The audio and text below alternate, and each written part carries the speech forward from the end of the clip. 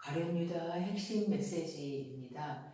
가룟 유다를 단순히 스승인 그리스도 예수를 팔아넘긴 파렴치한 놈이라고만 배척해버리면 가룟 유다에 대한 말씀이 나와 아무런 상관없는 말씀이 되어버립니다.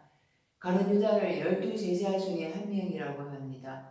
12제자는 내 안에 12가지 속성 중에 하나입니다. 사탄입니다.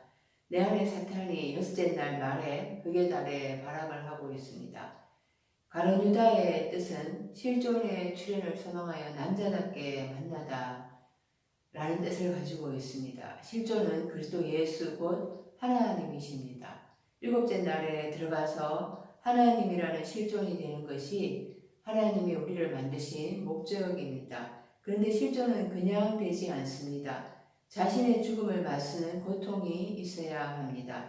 그리스도 예수의 죽음이 나의 죽음과 함께 있어야 됩니다. 그런데 가인이 아벨을 무시하여 그를 쳐 죽인 것처럼 가룟 유다도 그리스도 예수를 무시하고 죽이고자 합니다.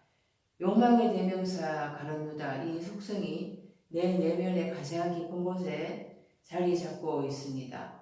내 속에서 실존의 출현을 소망하고 있었는데 정작 실존이 왔을 때 그 자기의 욕망을 채워주지 않자 가룟 유다가 배신한 것입니다. 믿음이라고 할 때 무조건 믿는다고 하는 것이 문제를 일으킵니다. 나의 내면에서 솟구쳐 올라오는 것들에 대해서 직시하려고 하지 않고 무심하게 그냥 넘겨버립니다. 무조건 믿는 것이 아니라 이성을 사용하고 지각을 단련하면서 내 내면을 자세히 들여다보며 분별할 수 있어야 합니다. 내 안의 부패한 심성을 가룟 유다를 통해서 적나라하게 드러내고 있습니다. 가룟 유다는 내 안에 솟구쳐 올라오는 욕심의 소욕이며 욕망입니다. 그것을 들여다보면서 놀라고 직면하고 고백하며 끊어내는 고통을 겪어야 합니다. 누구나 이 단계를 거쳐서 가야 합니다. 마태복음 26장 14절에서 16절에 가룟 유다가 예수님을 팔아넘길 기회를 찾는 장면이 나옵니다. 17절부터는 제자들이 유월절을 준비해서 예수님과 제자들이 유월절 음식을 함께 나누는 장면이 나옵니다. 이 두 장면은 별로 연관이 없는 듯이 보일 수 있습니다. 하지만 가룟 유다의 그 배신할 것을 말씀하시면서 예수님은 실존을 직면하고 실존을 만나는 것의 의미를 유월절 성찬을 통해서 가르쳐 주시고자 하십니다. 유월절이라는 그 죽음의 고난을 통과해야 진정한 실존을 만나고 직면할 수 있다는 것입니다. 실존을 만나고 직면한다는 것은 내가 곧 실존이 되는 것입니다. 그때 그가 내 안에, 내가 그 안에 하나 되는 온전한 연합이 이루어지게 됩니다. 무교절은 헬라어로 아즈무스라고 하는데요. 누룩이 없는 이런 뜻을 가집니다. 이 무교절은 하나님께서 이스라엘을 출애굽시킬 때 이스라엘 백성에게 양을 잡고 그 양과 함께 무교병과 썬나무를 아울러 같이 먹도록 말씀하셨습니다. 그리고 그 날을 기념하여서 여호와의 절기를 삼아 영원한 규례로 대대로 지킬지라고 명령하셨습니다. 그 이스라엘 백성들이 유월절을 의식적인 절기로만 지키는 것에 대해서 신약의 예수님은 바리새인과 사두개인들의 누룩을 주의하라고 말씀하십니다.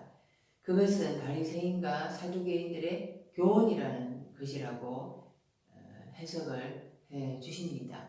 사도 바울은 고린도전서 5장 8절에 우리가 명절을 지키되 유월절 명절을 지키되 무거운 누룩으로도 말고 악하고 악의에 찬 누룩으로도 말고 누룩이 없이 오직 순전함과 진실함의 떡으로 하자라고 말씀을 고린도전서에서 하셨는데요.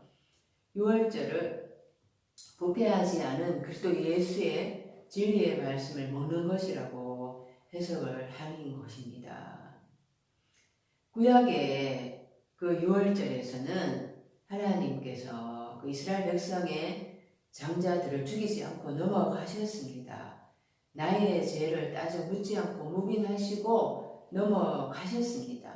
그런데 신약에서의 6월절 파스카는 고난을 당하다라는 뜻이 있습니다. 예수님의 새 교훈을 붙들고 따른다는 것은 반드시 그리스도처럼 고난을 통과해야 한다는 것입니다. 예수님은 요한복음 6장 35절에서 나는 생명의 떡이다 라고 말씀을 하셨어요.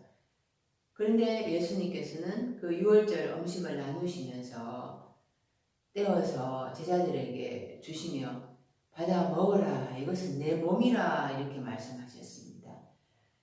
자신이 생명의 떡인데 이 떡이 자신의 몸이라고 말씀을 하셨습니다. 몸은 헬라어로 소마라고 하는데요. 마태복음 27장 52절에 무덤들이 열리며 자든 성도의 몸이 많이 일어나되 라고 말씀합니다. 이 소마, 몸은 중립적인 것입니다. 사르크스는 살 육신이란 뜻이고요. 이 소마, 몸은 중립적으로 어떤 말씀이 들어가는가에 따라서 그 죽어 시체와 같았던 몸이 일으켜져 부활의 삶을 살게 되는 것입니다. 바리새인과 서기관의 그 누룩으로 죽어있던 몸이 예수님께서 십자가에서 죽으셨을 때 다시 살아나게 되었습니다. 고린도전서 15장 44절에 육의 몸으로 심고 신령한 몸으로 다시 살아나니 육의 몸이 있은즉 또 영의 몸도 있으니라 이렇게 말씀합니다. 육적인 것으로 심겨지면은 그 육적인 몸, 육의 것을 거두게 되는 거죠. 그런데 영적으로 해석이 되어진 말씀이 들어가면은 그 육적으로 잠자던 몸, 죽어 시체와 같았던 그 몸이 부활의 몸, 영의 몸으로 변형이 되는 것입니다.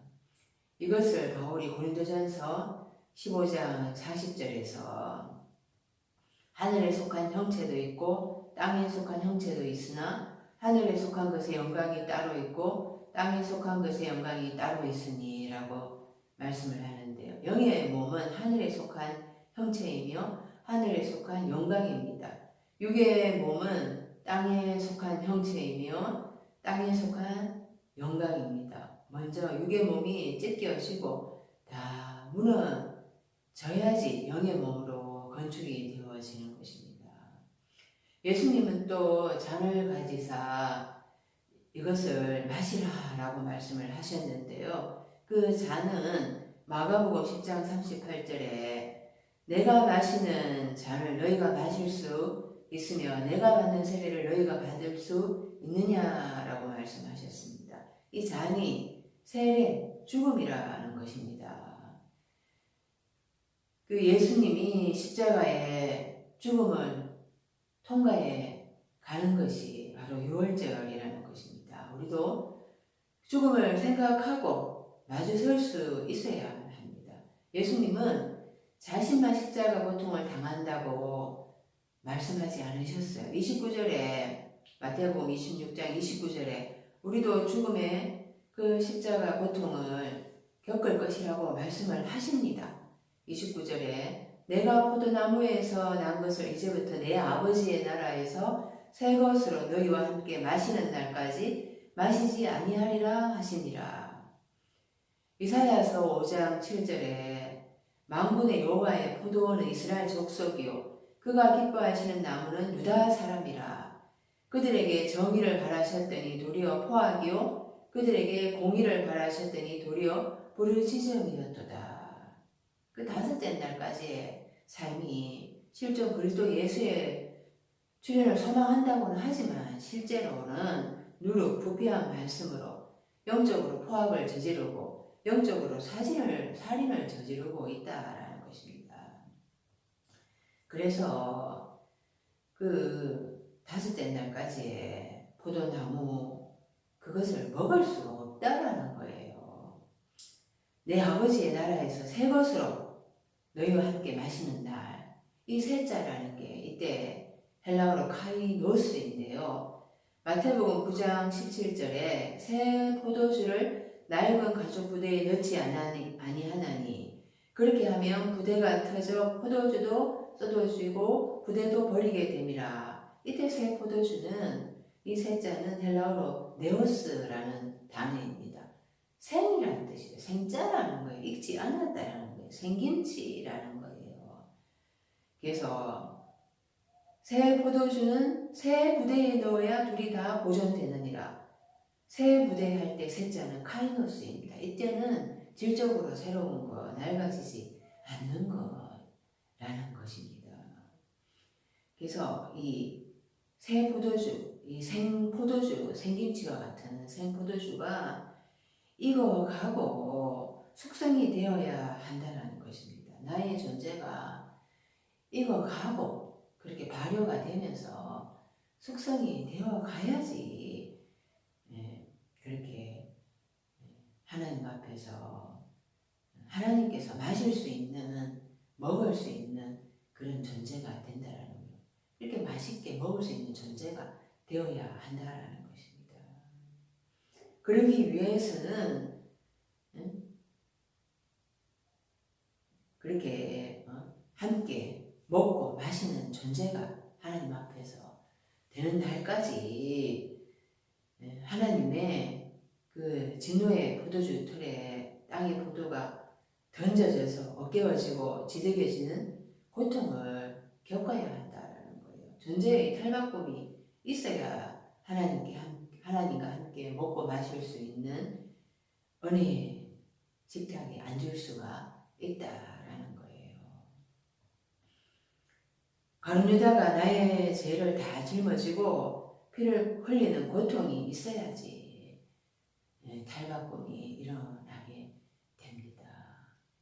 그 탈바꿈이 있어야지 일곱째 날에 들어가서 하나님 나라에